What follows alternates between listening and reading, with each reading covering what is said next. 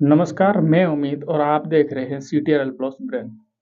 Video के अंदर जाऊं इससे पहले आप लोगों को एक छोटा सा रिक्वेस्ट है कि चैनल को जरूर सब्सक्राइब करें और वीडियो को जरूर लाइक कर दें।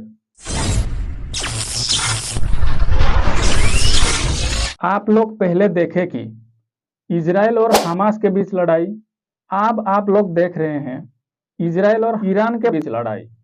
इसी बीच आप सुने होंगे कि इजराइल पीएम नेतन्याहू जी को अपने ही देश में विरोध किया जा रहा है। चलिए आपको एक अंदर की बात बता देता हूं। ये सारे लड़ाई की असल कारण सिर्फ और सिर्फ एक ही है। इसमें दो देशों के बीच लड़ाई नहीं हो रही, बल्कि 2 वर्सेस 3, 3 वर्सेस 1 ऐसे ही चल रहा है। ये सुन के आपके मन में बहुत सारे सवाल आएंगे। चलिए मैं सवाल के जवाब एक एक करके दे देता हूं। 20 अक्टूबर रिपोर्ट के अनुसार हमास की नेता इस्माइल हानिये के साथ हिजबुल्लाह के मुख्य नासरुल्लाह को इजराइल सेना मार दिए। इसके बाद ये दोनों इजराइल के विरुद्ध लड़ने की और जोर से अपना कमर कस लिए। दूसरी तरफ देखें तो 19 अक्टूबर को इजराइल पीएम नेतन्याहू जी के ऊपर उनके घर के ऊपर ही हिजबुल्लाह ड्रोन हमला किया, लेकिन नेतन्याहू बच निकले। तब क्या हुआ कि इजराइल एयर डिफेंस के ऊपर उंगली तक उठी कि कड़ी निगरानी के बावजूद ये कैसे हुआ। 27 अक्टूबर रिपोर्ट के अनुसार इजराइल हिजबुल्लाह के 3 प्रमुख कमांडर्स को मार गिराया। यह सब मैं आपको इसलिए बता रहा हूं कि यह सब एक एक बड़ी वजह है जो आगे जाकर युद्ध के बाद में ही सही होगी।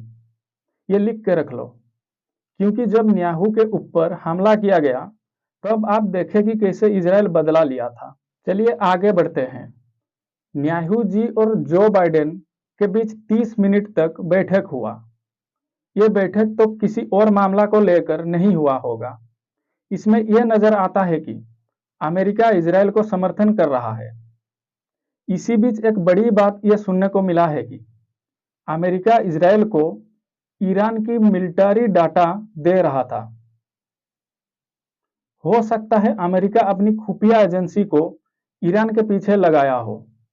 और भी अमेरिका इजराइल को ईरान को कैसे अटैक किया जाए इसके बारे में बता रहा था। यह मैं अपने मन से नहीं कह रहा हूं, जरा ध्यान से सुनिए इस रिपोर्ट को। 20 अक्टूबर रिपोर्ट के अनुसार अमेरिका की प्रमुख 2 खुफिया एजेंसी की रिपोर्ट को ईरान की किसी टेलीग्राम अकाउंट पर देखने को मिला था। लीक हुआ रिपोर्ट्स में क्या था यह मैं आपको कुछ देर पहले बता चुका हूं। इसमें आप समझ सकते हैं कि ईरान भी कम नहीं है। 26 अक्टूबर रिपोर्ट के अनुसार सुबह होते ही यानी 26 अक्टूबर सुबह को इजराइल ईरान की कुछ निर्दिष्ट स्थानों पर हमला किया। इसमें एक बड़ी बात यह है कि मुझे ऐसा लगता है कि यह सब युद्ध सहायता से ही हो रहा है। कैसे, चलिए समझाता हूं।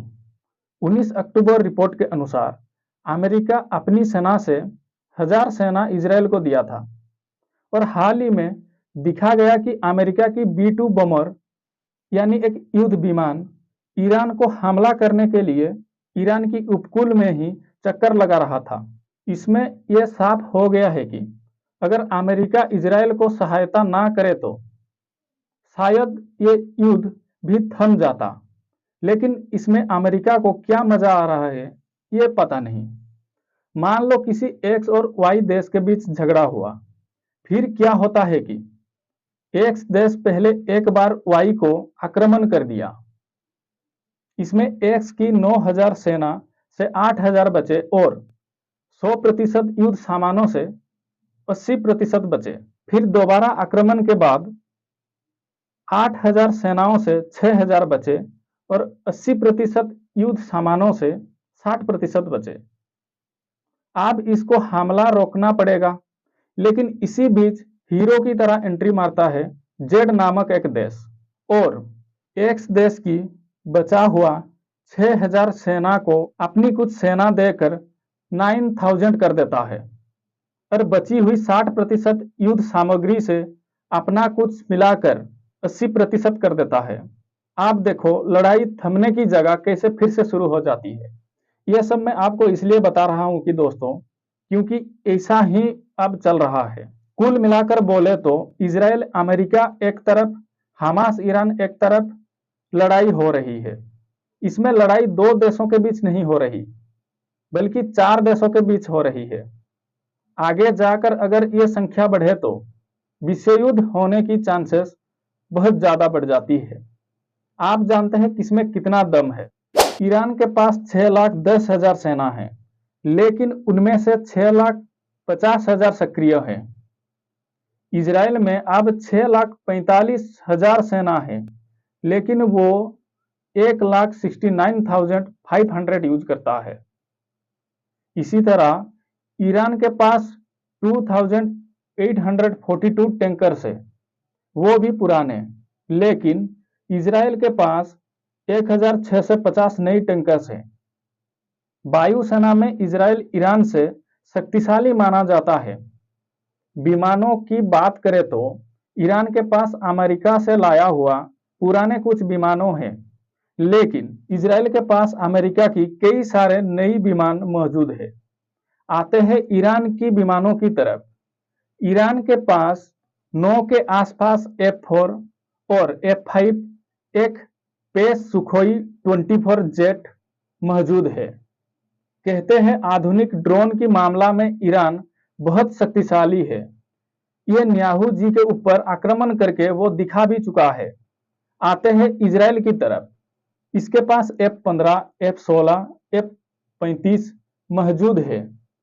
इसी के साथ ड्रोन्स, नॉन पायलट हेरोड्रोन्स, मिसाइल्स, वो सब इसके पास है। कहते हैं डिफेंस के लिए इजराइल शक्तिशाली माना जाता है। ये इजराइल दिखा भी चुका है नेतन्याहू जी को ड्रोन हमले से बचाकर।